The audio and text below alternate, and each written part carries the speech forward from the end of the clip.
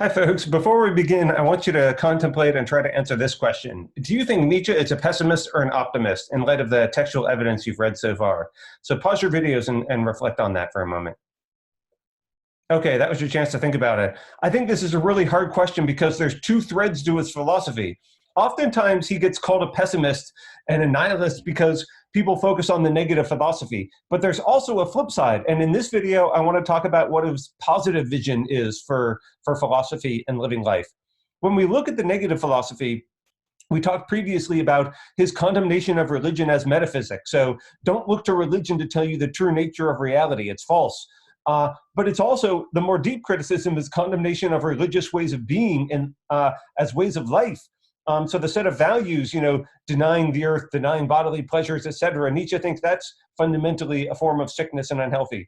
He has the same negative stuff to say about a lot of philosophy, this overemphasis on reason and rationality, which connects with a kind of religious conception of human beings as disembodied souls. It wasn't just Plato. There's a strong thread in philosophy that goes through Descartes and a lot of Enlightenment philosophers to embrace a certain conception of humanity and ourselves as purely rational beings.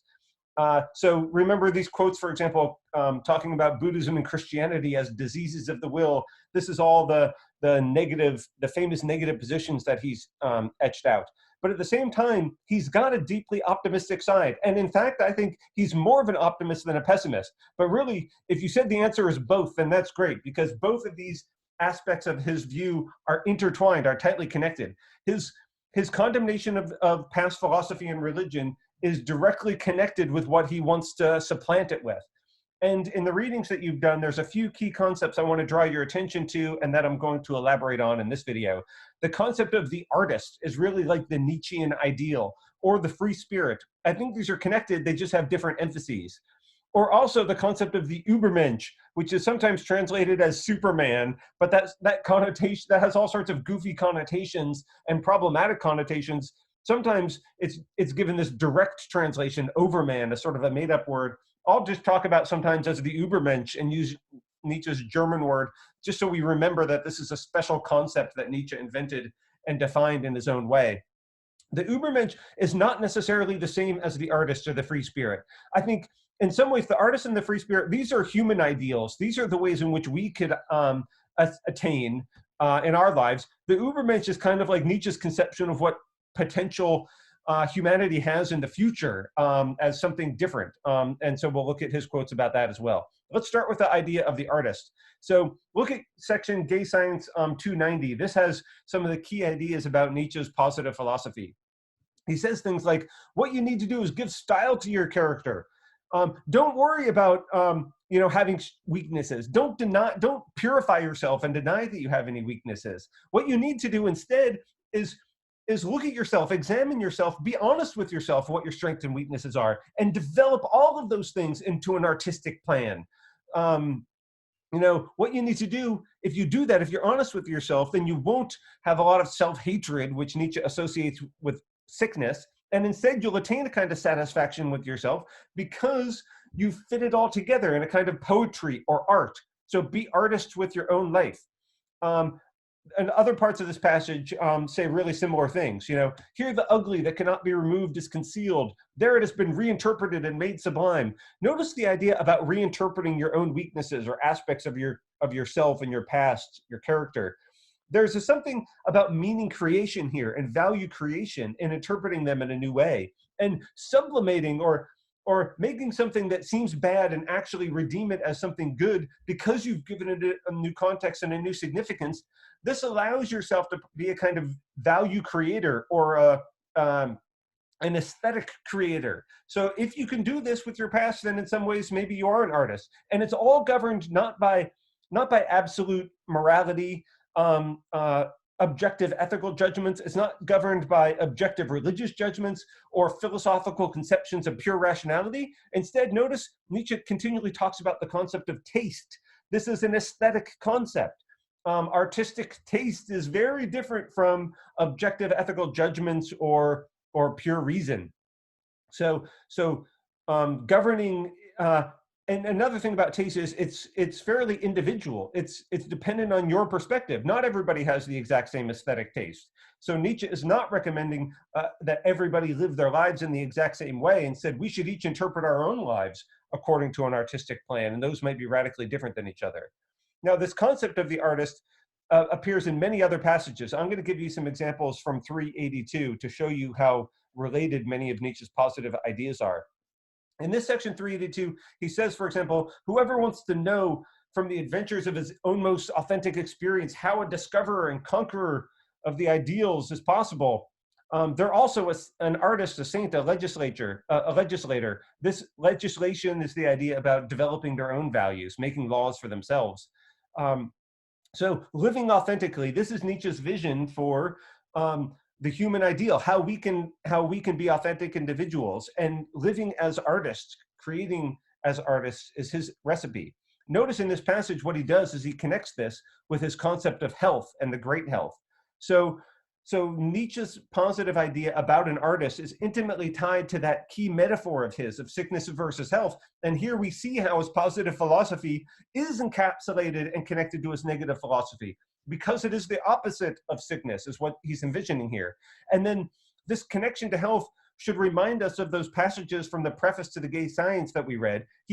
We can really only understand what he's saying in section 382 if we go back to the preface and we remember how he is talking about attaining a new health for himself. So really, he's saying in that preface, he's talking about his own attempts to be an artist with his own life. He is recovering from sickness. He's shedding his own skin. These concepts about overcoming illness and instead finding joy and merriment is him describing how you transition from illness to health, and therefore actually become an artist and start enacting his positive philosophy. So the concepts, I'm trying to give you some content to this idea of being an artist. The concept of self-creation and being willing to transform yourself, this talk about becoming well again in the preface as a kind of rebirth, that kind of self-transformation is a key concept for his in terms of the notion of the artist as a positive philosophical ideal. Let me give you another example. He has this passage, 276, where he talks about amour fati, or the love of fate. This is a bit enigmatic. You know, what does it mean to totally love one's fate? Well, life is full of contingencies and difficulties, and nobody is a pure individual with no weaknesses. There's always going to be things that we hate about ourselves or regret we're different. The past that the time that we messed up and we berate ourselves because of it. Well, if you have this love of fate, then what you do is you have the ability to transform everything that's happened so that you don't have to deny it and be disgusted with yourself because of it, but instead you can laugh it off and you can redeem it, and so you can sublimate those mistakes. You can tell a story about yourself and the way in which they allowed you to live in a different way. The lessons you learned allowed you to strike off in a new direction and achieve your greatest live your greatest strengths and find your greatest achievements in life. That kind of idea to sort of make it the case that in retrospect, you're actually happy that things happened that way. You're happy that you had these ugly parts of your character or these weaknesses to yourself. That is connected. That's all the things that are bundled together in this concept of love of fate. So that's why I think if you really want to understand what he's trying to get at in this passage, 276, you should go to another passage of his, which is one of his really famous metaphors called the eternal recurrence. This is section 341. So pause your videos if you want to read through this quote again. I'll just highlight some of it. Basically, what happens is a demon comes to you and tells you you have to live for eternity the same things that have happened to you. It's sort of like a thought experiment. He's not putting forward this as a new metaphysical thesis. Nietzsche is not in the business of giving you grand metaphysical theories that can be true or false. He's telling you instead how you ought to try to live your life and make value judgments, and just see philosophical theories as symptoms or different types or growing out of different assessments of life or ways to live. So what this demon says to you is, you're going to have to live this life. What seemed contingency is actually a necessity, and you're going to live it over and over again.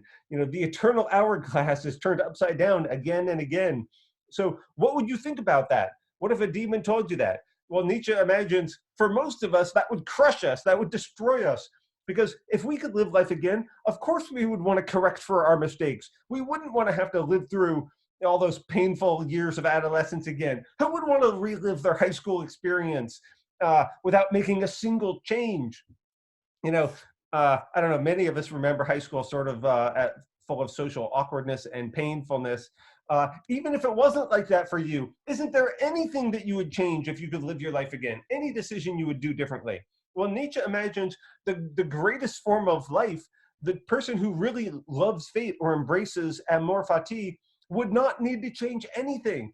All of their mistakes they would be okay with, they could redeem. This is like a complete embrace of temporality and contingency, as if the contingent could become eternal for you. That wouldn't bother you at all. Instead, what if, for most of us, I guess it would crush us. But could you imagine saying, you are a God and I never heard anything more divine? That is what Nietzsche is imagining, the ideal, person who could embrace what human life is really like. Human life is really contingency and randomness and difficulty and struggle. And so if you can be happy with that, then you're embracing life. You're redeeming the earth in the fullest way possible, according to Nietzsche. So this concept of the eternal recurrence is really connected to his idea of love of fate and his redemption of the earth and all of his other positive ideas that are associated with the artist and the free spirit. Let me give you one more section from 283 that you read. This idea about living dangerously, in part because it has one of his really great metaphors.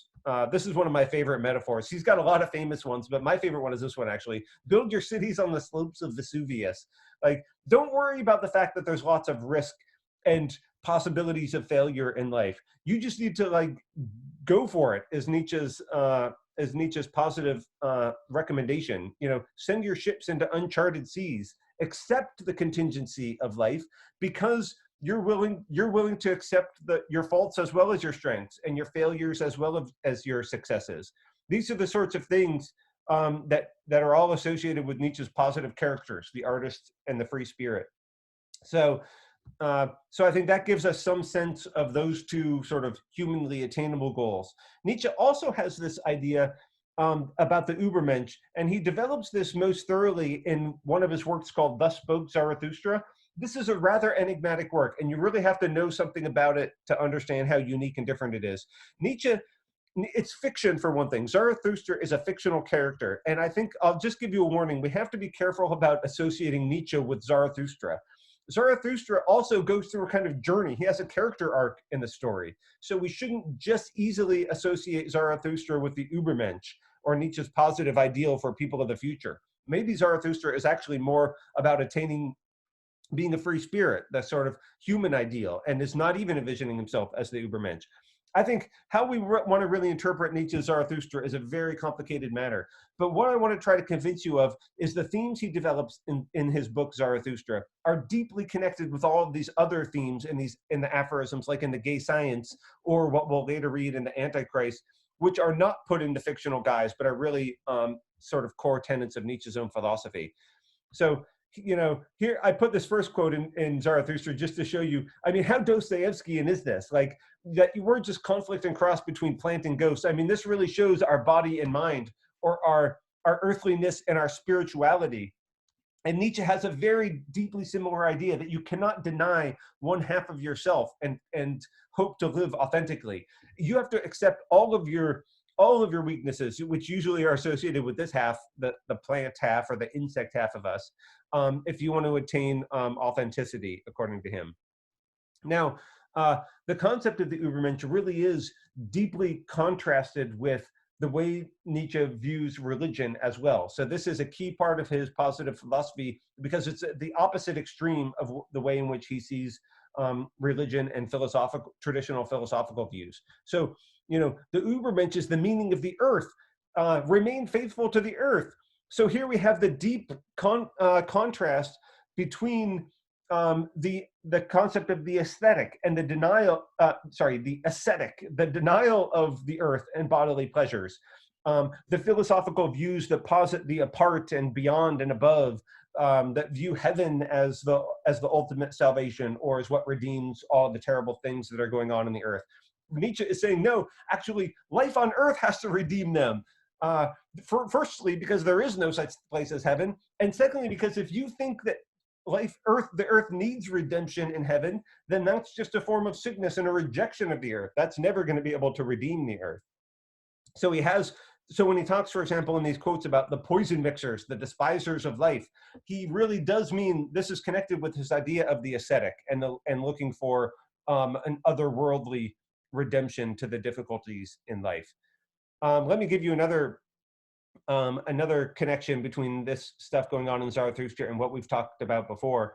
I think this vision for living positively really is connected with the artist and the free spirit. Like, for example, when he talks about in this quote, creating and carrying together into one what is fragment and riddle and dreadful accident, this directly recalls what he was saying about your strengths and weaknesses and all of the contingencies, and whether or not you can have a vision for that and to redeem those things, to make them possible, to make them so you are happy with them and live authentically. This is the self-creation and the self-meaning making that he associates with the character of the artist. It's also deeply connected to this idea of amor fati. If you can create what it was into thus I willed it, then that is completely embracing, your fate, the contingencies that happened, and be willing to say that it's great if those things are necessary, if that was my fate and not just a random accident. Because you can make meaning out of it and you can find significance in your life despite all of those challenges and hurdles. So let me put all this together, these positive threads with what we've talked about before, some of the negative ideas, and cast it in light with the philosophical views we've looked at previously, because I think it's really enlightening to think of Kierkegaard, Dostoevsky, Nietzsche as having these kind of characters in their cast of characters. They have a kind of story. They're themselves telling stories about human types and human approaches to meaning, just the way in which I think they're imploring us to do the exact same thing to find our own existentialist meaning. So Kierkegaard, for example, has these key characters like the tragic hero and the knight of resignation, and the ways of finding meaning that those folks have, and in contrast with the knight of faith. And Dostoevsky, remember, has the isolated philosopher like Ivan as the example, or the sensualist like Fyodor, and he contrasts those with the worldly saint, the character like Zosima, or what Alyosha attains by the end of it. Well, Nietzsche also has his own cast of characters. I think the ascetic or the religious priest is, fundamentally the person who denies the world in certain ways and is associated, remember his key contrast between sickness and health. And now what we've been talking about in this video is his positive side, the artist, the free spirit, the Übermensch. This is what he associates with strength and health and these various concepts. Okay, thanks.